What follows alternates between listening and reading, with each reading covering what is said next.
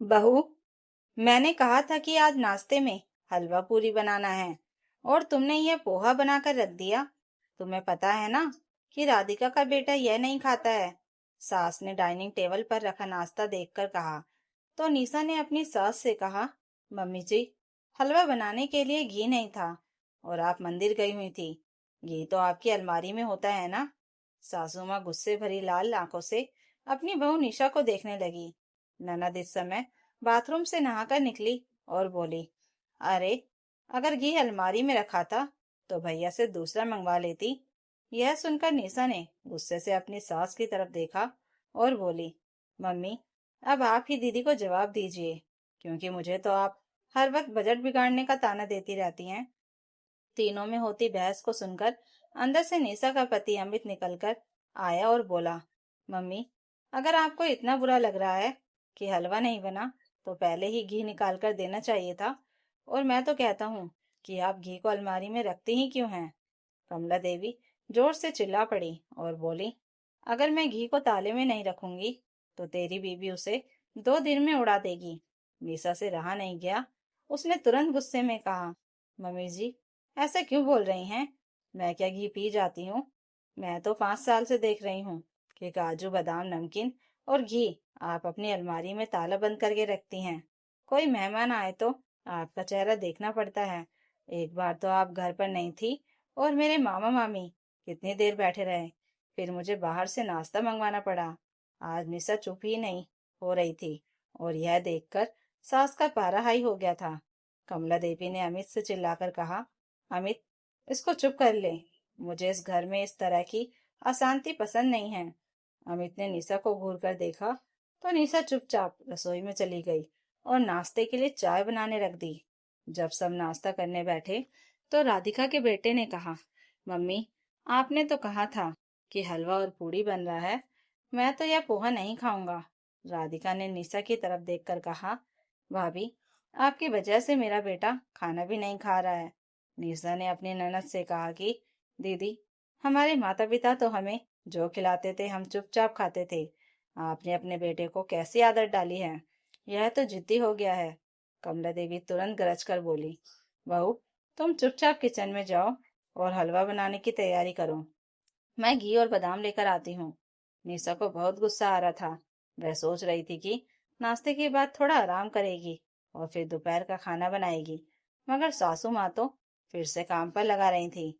निशा ने तुरंत अपनी सास से कहा, मम्मी जी, आज तो दीदी के हाथ का हलवा खाने का मन कर रहा है। दीदी तो बहुत अच्छी हलवाई जैसा बनाती हैं।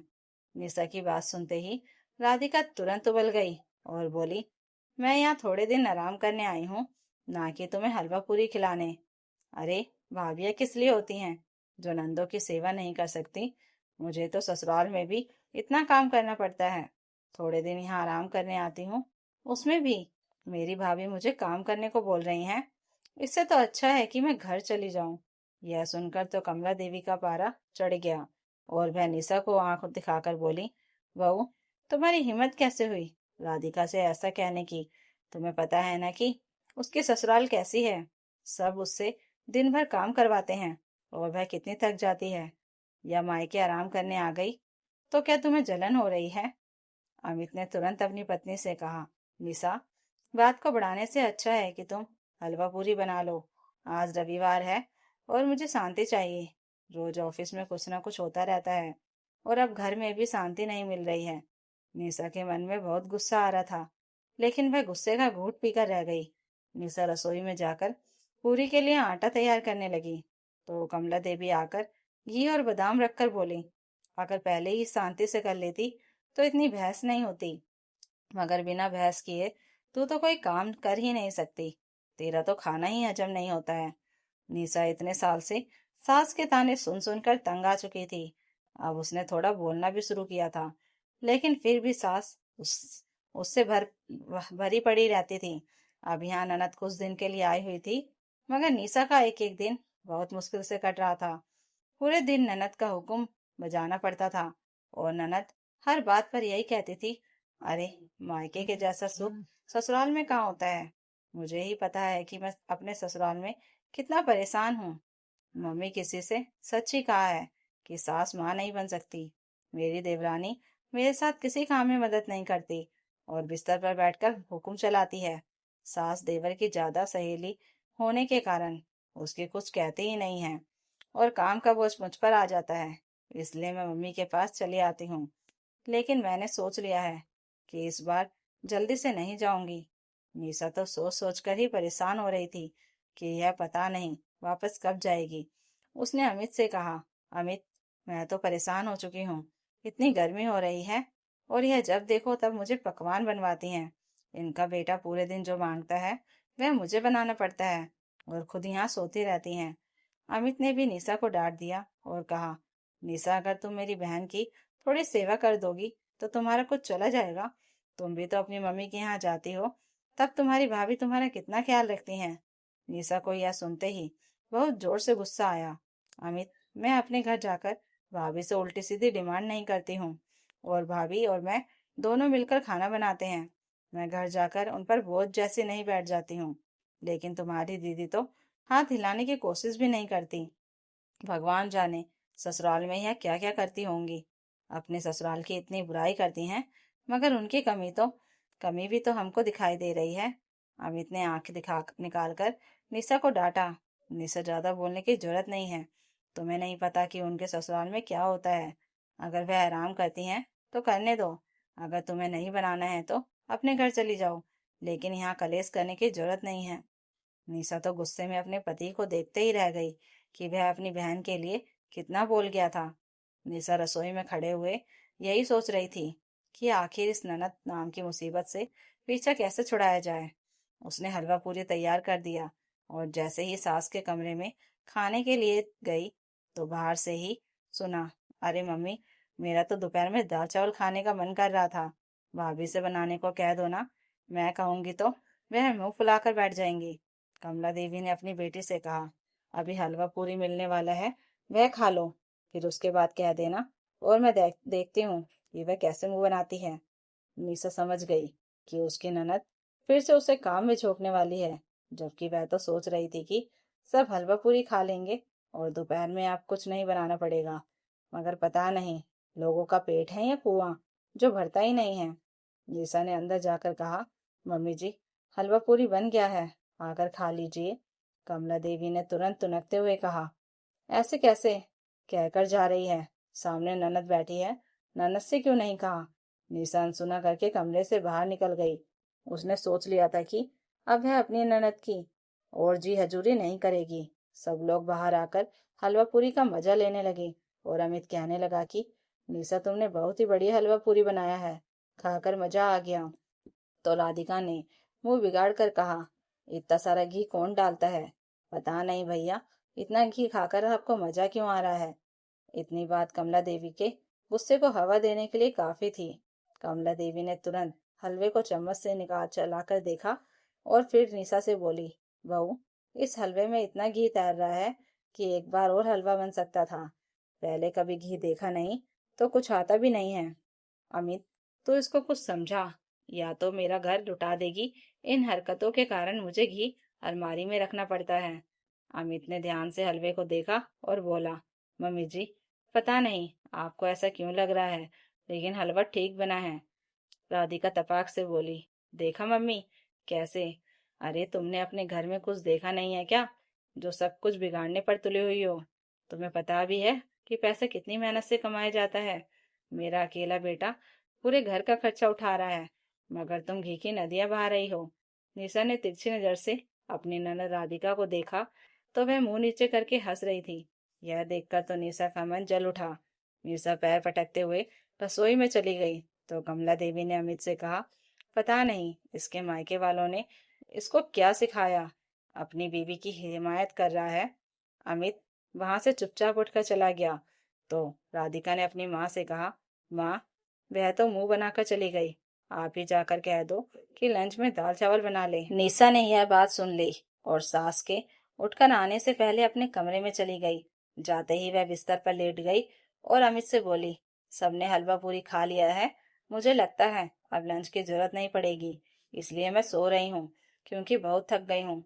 अमित ने तिरछी नजर से उसको देखा और अपना काम करने लगा। निशा आंख बंद करके लेट गई मगर राधिका की बातें उसे अभी तक बुरी तरह से चुभ रही थी। तभी उसका फोन बजने लगा। उसने फोन उठाकर देखा तो राधिका की सास का फोन आ रहा था। उठाते ही उन्होंने कहा कि बिटिया, हम तुम्हें परेशान नहीं करना चाहते थे, मगर राधिका का फोन बंद आ रहा था। हमें उससे बात करनी थी, पूछना था कि वह कब आ रही है। वह तो कह रही थी कि 2 दिन में आ जाएगी, मगर 1 हफ्ता हो रहा है और उसकी ननद अब वापस जाने के लिए कह रही है। जरा पूछकर तो बताओ कि वह कब लौट रही है, क्योंकि बेटा ननद 2 साल में एक ही बार घर आती है। मैंने तो राधिका से कहा था कि अपनी ननद के जाने के बाद चली जाना, मगर वह नहीं मानी। क्या है ना, वह इतने लोगों का काम कर नहीं पाती है। अब अकेली छोटी बहू घर संभाल रही है, उस पर बहुत बोझ पड़ रहा है और उसका चौथा महीना भी चल रहा है। बेचारी कितना काम करेगी। यह सारी बातें सुनकर तो निशा हक्की बक्की रह गई। उसने गुस्से में अमित की तरफ देखा तो अमित ने कहा कि मैं तो दीदी से बात नहीं कर सकता। निशा चुपचाप फिर से लेट गई और अमित कमरे से बाहर चला गया। उसे पता था कि अपनी बहन से कुछ कहा तो क्या जवाब मिलेगा। उधर 2 घंटे बाद राधिका दंदनाती हुई निशा के कमरे में आई और चिल्लाकर बोली, अरे, इतना सा काम करके बिस्तर में लेट गई महारानी। सब बैठे बातें कर रही हैं और तुम यहाँ आराम फरमा रही हो, और दोपहर का खाना नहीं बनाना है क्या? अपनी ननद राधिका की बात सुनकर निशा बिस्तर से उठी और गुस्से में बोली, दीदी, बस बहुत हो गया। अब मैं एक शब्द और नहीं सुनूंगी। आप तो अपने ससुराल में काम करती नहीं हो। आपको क्या पता कि थकान क्या होती है। यहाँ आकर बैठकर ऑर्डर देती हो और मजे से खाती हो। यहाँ कोई होटल खुला है क्या? वहाँ अपनी ननद को छोड़कर आ गई। क्या आपकी ससुराल में ननद की यही इज्जत है? यहाँ तो आप बहुत इज्जत मांगती हो। कहते कहते निशा इतनी जोर से बोली कि राधिका के होश उड़ गए। यह आवाज सुनकर कमला देवी अमित के साथ भागती हुई कमरे में आई। देखा तो ननद भाभी की बहस हो रही है। कमला देवी ने जोर से आंख निकालकर कहा, बहू, तुम्हें इतनी तमीज नहीं है क्या? अपनी ननद से किस तरह बात कर रही हो? क्या यही है तुम्हारे संस्कार? एक मेरी बेटी है जो अपने ससुराल में सबको इतना सम्मान देती है, और एक तुम हो जो किसी से सीधी मुंह बात नहीं करती हो। यह सुनकर निशा का गुस्सा 7वें आसमान पर पहुंच गया। वह बिस्तर से उठ खड़ी हुई और बोली, मम्मी जी, संस्कार तो आपकी बेटी के अंदर नहीं है, तभी तो ये अपनी प्रेग्नेंट देवरानी पर सारा काम छोड़कर यहाँ बैठ गई हैं और कह रही हैं कि जल्दी से नहीं जाऊंगी। यह सुनकर राधिका घबरा गई और बोली, झूठ बोल रही हैं भाभी। निशा ने तुरंत कहा, नहीं दीदी, दरअसल कुछ देर पहले आपकी सास का फोन आया था और उन्होंने मुझे सब कुछ बता दिया। यह सुनते ही राधिका के चेहरे का रंग उड़ गया और उसने रोना शुरू कर दिया। तभी अमित ने निशा का फोन लिया और कॉल रिकॉर्डिंग सबके सामने चला दी, जिसमें राधिका की सास कह रही थी कि बेटा, उसे समझाकर जल्दी भेज दो, छोटी बहू प्रेग्नेंट है और बहुत काम पड़ रहा है। यह सुनते ही कमला देवी के होश उड़ गए और राधिका के पैरों तले जमीन खिसक गई।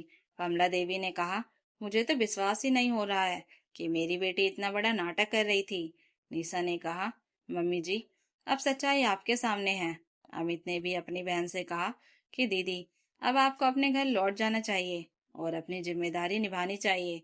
राधिका शर्मिंदा होकर चुपचाप अपना सामान पैक करने लगी और जाते जाते बोली, भाभी, मुझे माफ कर दीजिए। अमित उसे उसके ससुराल छोड़ आया।